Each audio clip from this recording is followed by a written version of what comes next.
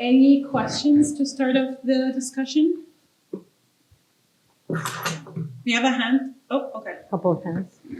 Thank you so much. That was really very interesting. I think like this made me think about like field work and like in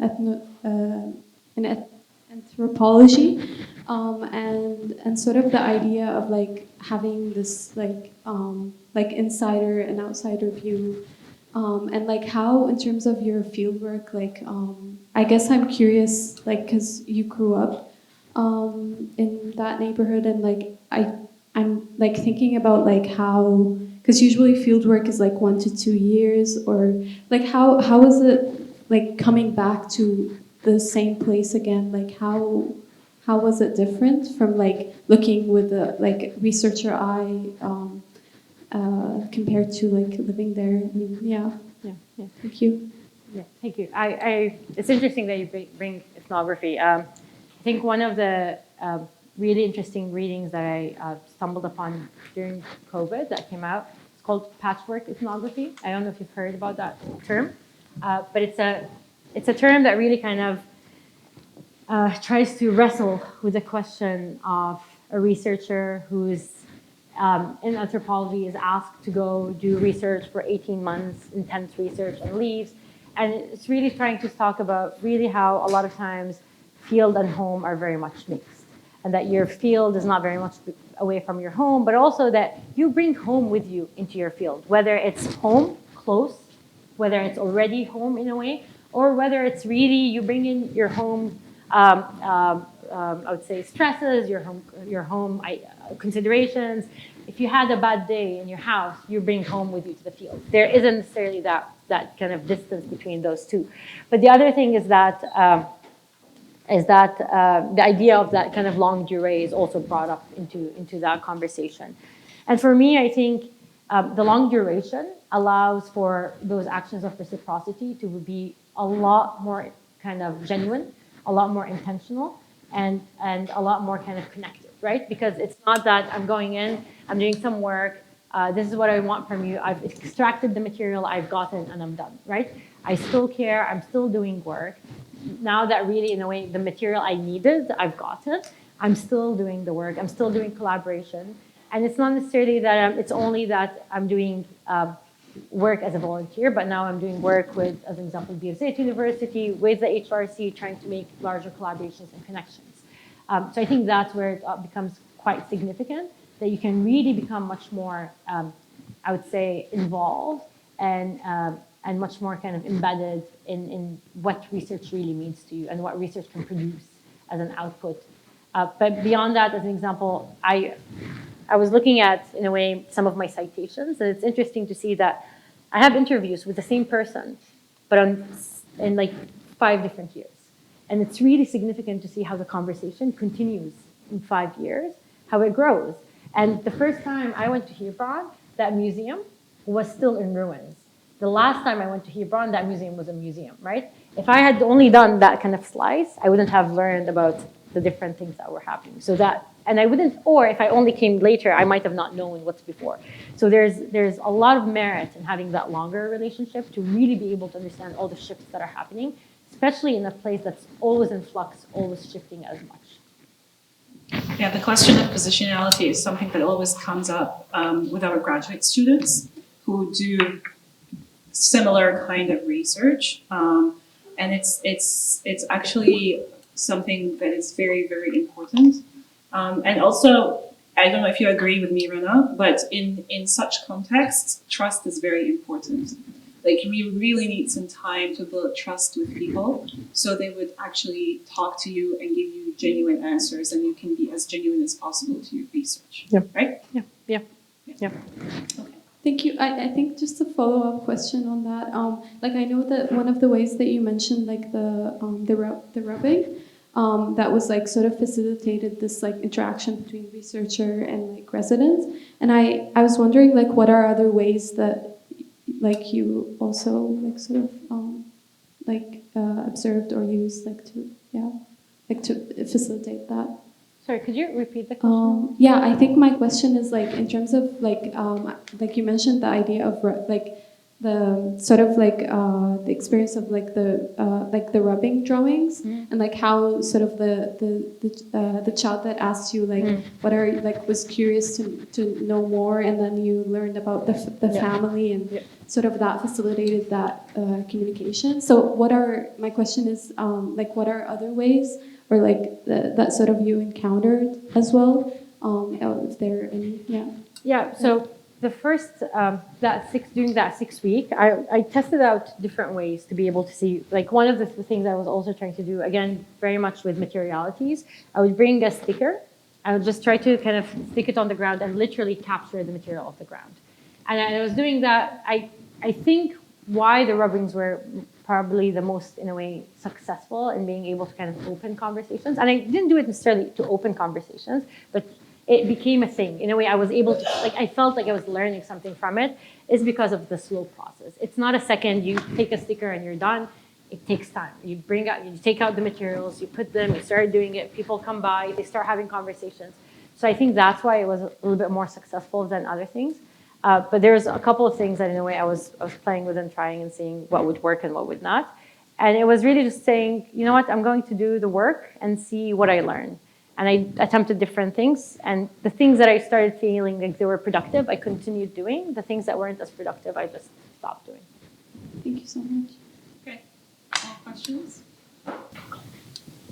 So yeah, my question basically is, as an architect, when we think about what's currently happening in the, like, with the current genocide, how do you what would your opinion as an architect be like? How do you, like, once this is all done and once this gets better, how would we proceed? Like, do you preserve the memory of what once was, or do you build like from ground up again and you kind of create like a new sort of a city or a new situation for like the Palestinians to live in?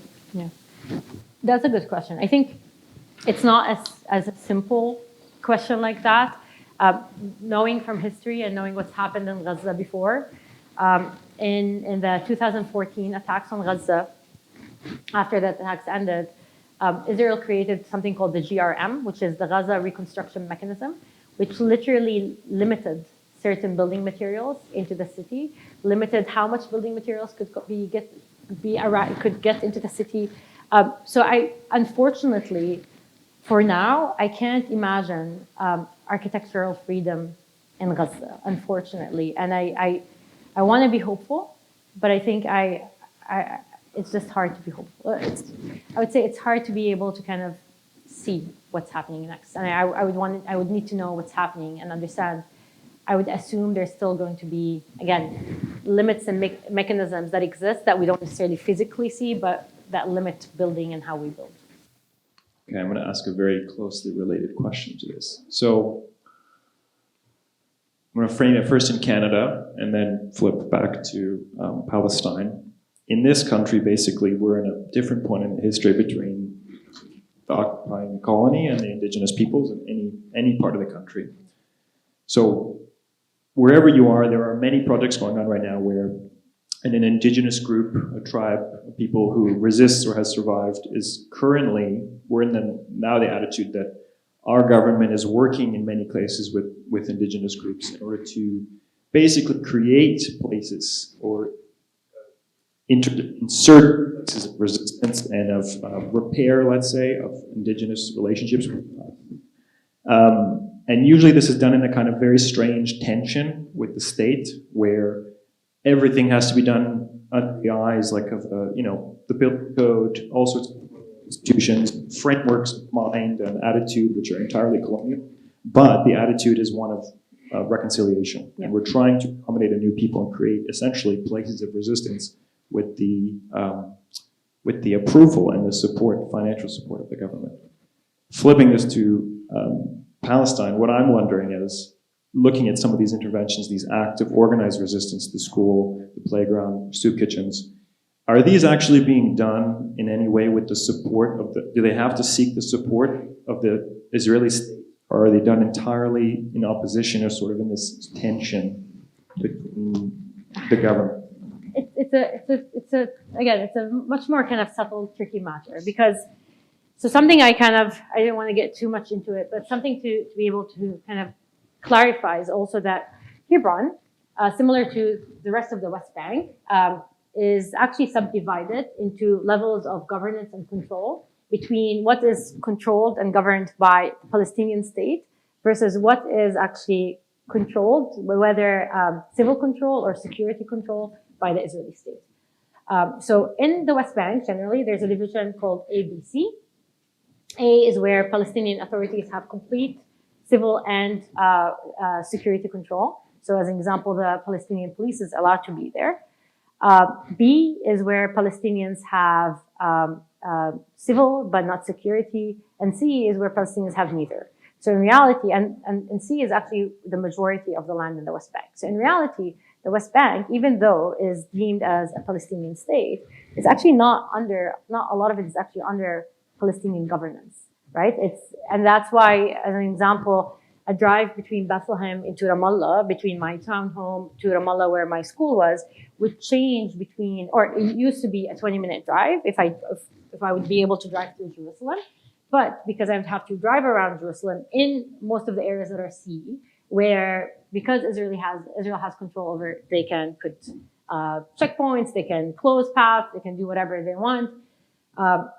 That road could become like a 2-hour to 3-hour ordeal. So similarly, a similar structure happened in the old city of Hebron. The kind of agreement on what's going to happen in Hebron was delayed a year after the agreement of ABC because of Hebron's really kind of particular significance. Hebron was divided to areas called H1 and H2, so similar ABC, now H1 and H2. Hebron, the old city, is under the area that has Palestinian civil control, but an overriding Israeli security control. So that means, in a way, at any moment, if Israel says something is a security concern, they can stop. Does that answer the question a little bit? So I would say Palestinians are able to do these things, but if at any point Israel says it's a security concern, they would be able to just shut it down. Yeah, which happens. Just a couple of days ago, I learned that the HRC, the Israeli soldiers actually were inside the HRC, just kind of taking a look at their files. They do things like this, right? Things like this happen. Intimidation also happens. So as a follow-up question to that, so because you mentioned that this is a UNESCO heritage site, correct? So where does the UNESCO stand in all of this if it's a protected site by the UNESCO? Yeah. So this was a conversation we had on lunchtime. Becoming a UNESCO World Heritage Site on its own as an act was a political act that the Palestinians did, was a counter action. And it is actually mostly what I talk about when I talk about counter heritage. The idea that UNESCO, that is deemed as an apolitical entity, was able to be in a way appropriated by Palestinians to be able to protect the site a little bit more as a World Heritage Site. Because technically the site is in the West Bank is Palestinian, the World Heritage Site is under the Palestinian state's in a way considerations. It was such a big move that it became a UNESCO World Heritage Site under the Palestinian state that the year after it became a UNESCO World Heritage Site, the US and the Israeli state, both of them, I think it was 2018, actually removed themselves from UN because they said there was an anti-Israel bias in UNESCO. So just to see, again, how those things become political and become quite large, right? So there's always these things that happen on the ground, but there's also so many things that are happening that are like paperwork and policies that we don't necessarily see. And those actually manage and kind of create a structure for the architecture to live in. So a lot of times for us to understand what the architecture is doing, you need to understand first what those policies have done to you. Yeah, that answers it. I mean, I'm asking the question for everybody in the room to highlight the fact that in Canada, although this is far remote to many of us, in Canada, when some of you go to practice, I think these questions are going to come up more and more, and this tension between the simultaneous existence of still an active colonial power and an indigenous group creates often very absurd contradictions of attention, and And I guess all that to say, basically, I'm wondering in the future how it gets resolved more fairly or more not rationally, but in a way that's actually truly producing like the result that's intended, rather than pretending to do so and doing another thing in reality. Yeah, because until now, it hasn't been able to actually do something that is actually, in a way, equitable, right? Actually, I would say in most settler colonial conditions, it hasn't been able to do that. So even in Canada, right? So what can be done to be able to actually create? Because a lot of things are, like as I said, they're not physical. They're hidden under all those kind of schemes and systems that you don't necessarily see, but they're very manipulating space, 100%. And also, just a quick comment, I think we're also always trained to solve problems as architects. That's what our education is, regardless of where we were educated. But sometimes I feel like what we really need to do is just to pause and think and understand the complexity of the situation that we're dealing with. And it's not only about the physical fabric, it's not only about going to somewhere and doing something, doing the rubbing and coming back home. It's also about understanding the entire context and conditions under which all of that is being materialized, whether we talk about policy, whether we talk about history, and so on and forth. So that's why this kind of research is very important. We don't have a magic wand and say, oh, we resolved an issue, right? But really pausing and understanding also your positionality as an architect in such complex situations is also very, very important. Yeah.